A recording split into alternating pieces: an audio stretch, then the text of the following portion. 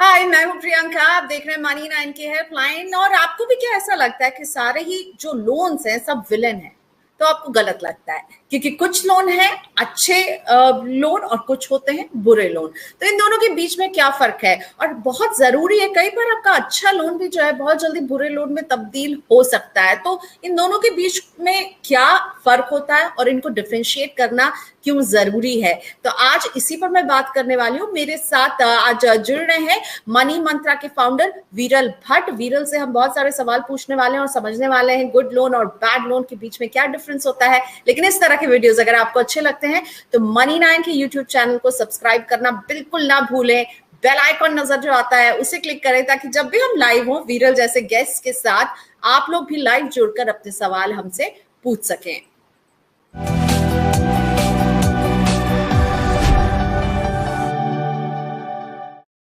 हाय वीरल, thank you so much, आपने वक्त निकाला मनी 9 के लिए।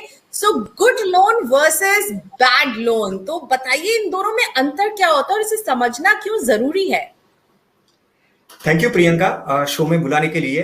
तो यानी ये गुड लोन और बैड लोन, यानी एक्चुअली ये लोन वाली बात ऐसी है ना कि बहुत ही कंफ्यूज कर देती है कि एग्जैक्टली जब भी हम लोन लेने का सोचते हैं, यानी ऐसी बातें आपने सुनी होगी कि पैसे पेड़ों पर नहीं उगते, बट पैसे बैंकों में तो जरूर मिलते हैं, राइट। इसीलिए लोन आजकल इतनी आसान तरीके से लोगों को मिल जाता है। जैसे आप देखो कि पर्सनल लोन तो काफी बैंक वाले कहते ही हैं, एनबीएफसी कहते हैं, तो लोन मिलना काफी आसान हो चुका है अगर आपको चाहिए होगा तो। और ऐसे चीजों पे भी आजकल ईएमआई के तौर पे और लोन की तरह आपको वो भी चीजें मिल जाती है। तो बट उसमें डिफरेंशिएट करना बहुत जरूरी है, जैसे गुड लोन और बैड लोन। तो गुड लोन क्या होता है? तो मैं ऐसा कहता हूं कि गुड लोन यानी अगर उसको इन्वेस्टमेंट की तरह देखते हैं, यानी आप उसमें निवेश करते हैं। जैसे अगर आपको घर लेना है तो वो आपका एक निवेश हो गया, आप वो घर में रहने वाले हैं, और कुछ सालों बाद अगर आप उसके ऊपर लोन ले रहे हो और कुछ सालों बाद वो एप्रिशिएट होके वो एसेट्स है आपके लिए, तो वो लोन जो है उसके लिए लिया हुआ जो लोन है वो काफी अच्छा लोन है, वो गुड लोन है।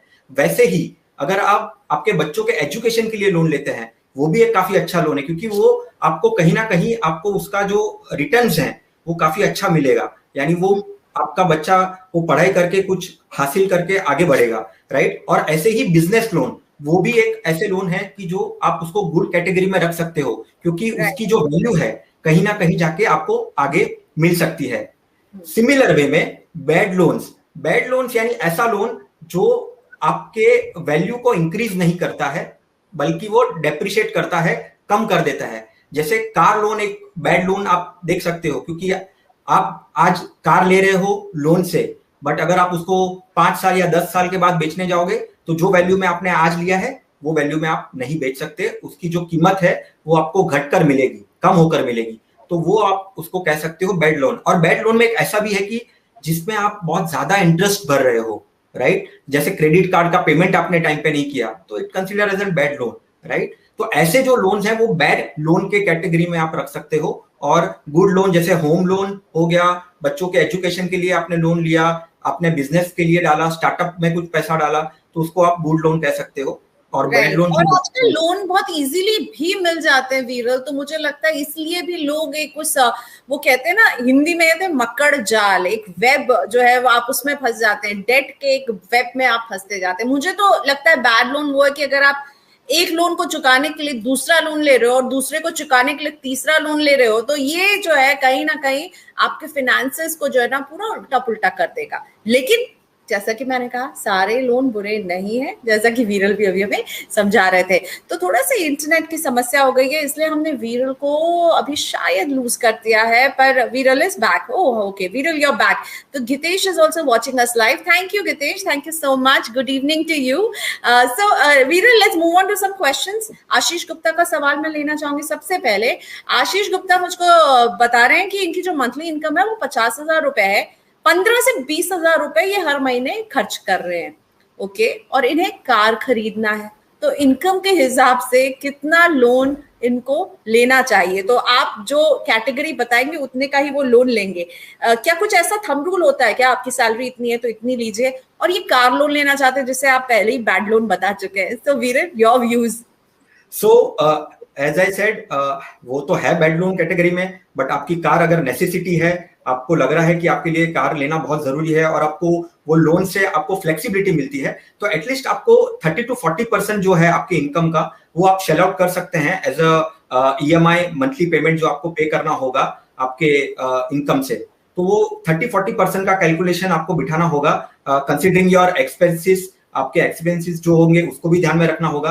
तो मुझे लगता है कि आप अगर 50,000 आपकी है तो आपको 20-25 हजार के आसपास अगर आप कंफर्ट लेवल में आ सकते हो, क्योंकि कार आपके लिए इंपॉर्टेंट है। आपकी इनकम थोड़ी अगर आप स्ट्रेच कर सको आगे जाके, तो कार लोन आप आपके हिसाब से 30 to 40% के हिसाब से आप ले सकते हो आपके इनकम के।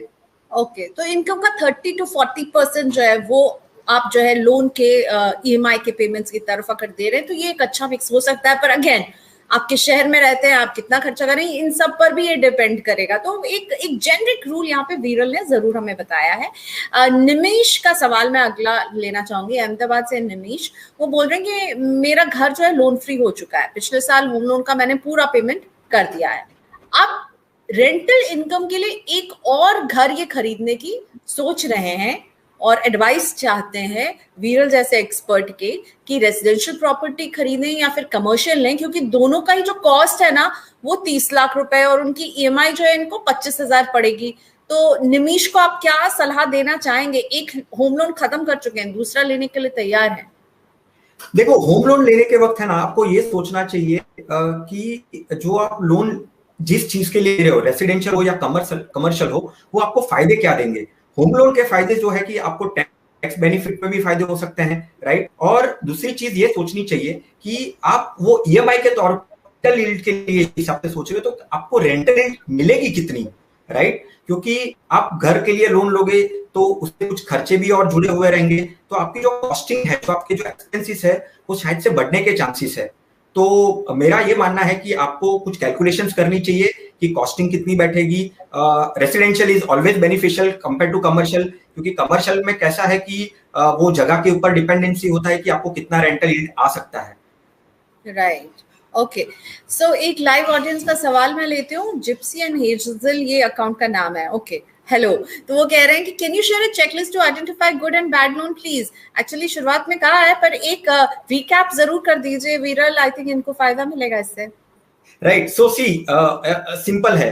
आपकी पहले आपको देखनी है कि वो एफोर्डेबिलिटी कितनी है, आप कितना वो अफोर्ड कर सकते हो। अगर वो बहुत ही स्ट्रेच कर रहा है आपके इनकम और एक्सपेंस के रेशियो के सामने, तो वो आपके लिए लोन सही नहीं होगा, राइट। और हायर इंटरेस्ट रेट, एक इंटरेस्ट रेट भी एक पैरामीटर होता है कि आप वो जो भी लोन ले रहे हो वो कितने इंटरेस्ट रेट में दे रहा है। जैसे आप अगर देखो, होम लोन के रेट, जो इंटरेस्ट रेट है वो काफी कम है, और वो रेसिडेंशियल के लिए ले रहे हो, होम के लिए ले रहे हो, तो वो आपको अप्रिशिएट करके भी दे सकते हैं, राइट। पर जैसे क्रेडिट कार्ड है, हमें बहुत बार ऐसा लगता है कि मैं मिनिमम ड्यू पेमेंट करके मेरे क्रेडिट कार्ड को मैं चला सकता हूँ, which is not a good idea.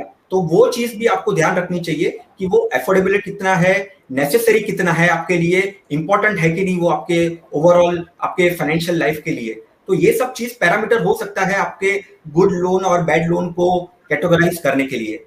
In fact अगर आप इस कॉन्वर्सेशन को थोड़ा सा और पीछे ले जाएंगे तो आप देखेंगे कि वीरल ने एग्जैक्टली बताया है क्या आता है गुड लोन में और क्या आता है बैड लोन में। So you could always see that and please post your comments. Paresh Solanki का मैं सवाल लूंगी। परेश, ये सवाल ना थोड़ा सा लंबा है, तो वीरल ध्यान से सुनिएगा। इनका बेटा जो था वो विदेश में पढ़ाई कर रहा था, कोरोना की वजह से उसे वापस आना पड़ा था। अब जो है ये बता रहे हैं कि अभी ये अपनी सैलरी से एक होम लोन का पेमेंट कर रहे हैं, EMI दे रहे हैं, और इनके ऊपर एक पर्सनल लोन भी है, उसकी भी वो पेमेंट कर रहे हैं। ठीक है, अब वो फिर से अपने बेटे को विदेश भेजना चाहते हैं, उसके लिए उन्हें पैसों की जरूरत है और कह रहे हैं कि मैं क्या अपने एम्प्लॉय प्रोविडेंट फंड को ब्रेक कर दूं। EPF अकाउंट में इनके 20 लाख रुपए अभी हैं। वीरल, can you hear me? Because मेरे लिए आप फ्रीज हो गए अभी। Yes, I can hear you. नहीं, I can hear you. So you've heard his question, Paresh का सवाल है ये। राइट। तो इसमें क्या कर सकते हैं कि देखो, बात यही है कि आप कुछ चीज ब्रेक करने की सोच रहे हो, जैसे आपने EPF के बारे में बोला, आप PPF भी अगर आप ब्रेक करना सोचो तो वो भी सोच सकते हो, बट इंटरेस्ट रेट के थोड़े कंपैरिजंस करने चाहिए। और दूसरी चीज ये करनी चाहिए कि अगर आपको इंडिया में रहकर भी अगर आपकी एजुकेशन आपको कंटिन्यू कर सकते हो और बेहतर तरीके से आप अगर उसको इनप्लेस कर सकते हो, तो वो भी एक सुझाव मुझे लगता है कि आपको देखना चाहिए कि क्या इंडिया में रहकर भी वो चीज हो सकती है हासिल। और अगर जरूरत है, लग रहा है आपको कि नहीं मुझे विदेश में ही भेजना है, तो आपके कुछ इन्वेस्टमेंट्स ऐसे होंगे, उसको भी आप देख सकते हो तोड़ने से, क्योंकि ईपीएफ और पीपीएफ एक ऐसा इंस्ट्रूमेंट है जिसमें अभी भी इंटरेस्ट रिटर्न्स जो है काफी अच्छे हैं, इंटरेस्ट रेट जो है काफी अच्छा है, तो उसको ब्रेक करने से पहले आपको सोचना चाहिए। और अगर सपोज आप लोन लेना सोचते हो, तो लोन के अगेंस्ट वो इंटरेस्ट रेट कितना बैठता है वो भी आपको सोचना चाहिए।